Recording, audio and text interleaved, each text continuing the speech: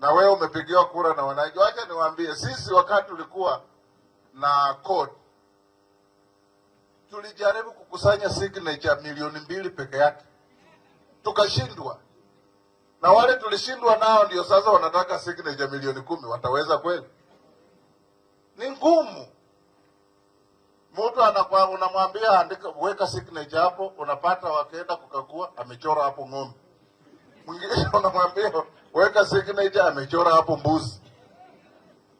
Zote zinaambiwa invalid, invalid, invalid. Mambo inakuishia hapo.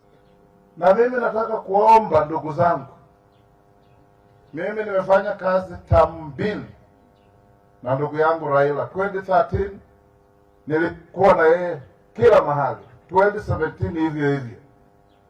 Lakini nataka niulize Ochengi, sasa kama tukisema maandamano ni haki ya kila mtu, lakini ukiangalia Bondo inachomeka, Siaya inachomeka, Migori inachomeka, Kisumu inachomeka, Ahero inachomeka, Kakamega hapo Mbale kwenda mpaka Webuye watu wanafanya biashara zao. Bungoma watu wako kwa biashara zao. Nikaambia Kondele hakupitiki, Nyamasaria haipitiki, Kisiani haipitiki. Those are the only 3 outlets I know out of Kisumu. Nikarudi town, nikatafuta hoteli, nikalala.